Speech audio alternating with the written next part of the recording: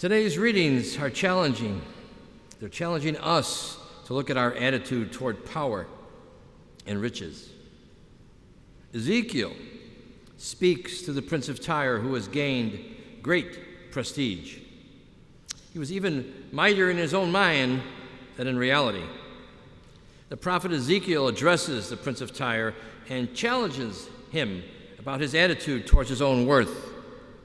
The prince has been building up his reign and believes that he is the greatest person, equal to a divine being.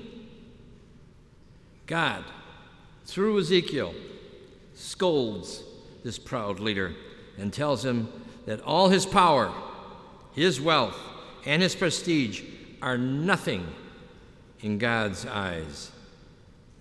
His death will show that all his fame and riches are only temporary. Our responsorial is taken from the book of Deuteronomy. It continues the theme of examining one's life in the light of God. Those who think of themselves and their wealth and fame will be faced with the reality of God's might, especially as they face their own mortality. In our gospel, Jesus reflects on the difficulty for the rich to become part of the reign of God, in comparing the wealthy's chances of entering heaven to a camel passing through the needle's eye. Jesus speaks of the challenges faced by the rich. Even if we take the imagery of a camel passing through the needle's eye as referring to the gate in Jerusalem, known as the Eye of the Needle, it still seems difficult for a camel to pass through that particularly narrow and restricted passageway. In the disciples' response to Jesus, well then, who could be saved? They realize that all of them hold on to certain possessions that we claim as our own riches. In a sense, all of us think of certain aspects of our lives as prized possessions, which we find difficult to part with. Let's reflect on two things.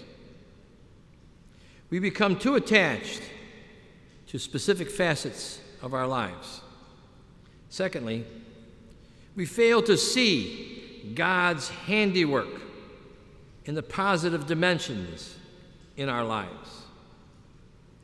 Generally, every person holds on to certain values in his or her life. For some, it is their wealth, their status among others, or their ability to succeed in their career. A certain amount of sense of accomplishment in what we have achieved is healthy. The problem is many people think too highly of themselves and their successes. They have an attitude that they are somehow better than the rest of us because of what they possess or what they have earned. They become too proud. Why is this? They do not see how much God has touched their lives and enabled them to obtain their possessions and their status in life. Many have worked hard, but they would not have been able to do so without the help of God. God has provided them with talents, skills, abilities, motivation to achieve things that they have, yet they do not give God the credit. We think it is exclusively our doing. That is the pride that leads to the fall. We must examine our attitude towards what we prize most and then give God thanks for helping us obtain it. We must be willing to let go and let God. If we fail to acknowledge God and all He has done for us, it is then that we will face our own mortality and the fact that none of our wealth, none of our fame, none of our prestige will accompany us to the hereafter. For us, by ourselves, it is impossible. But with God, all things are possible. Give glory and praise to God as we focus on that which is beyond all other values in life, and that would be life with God for all eternity.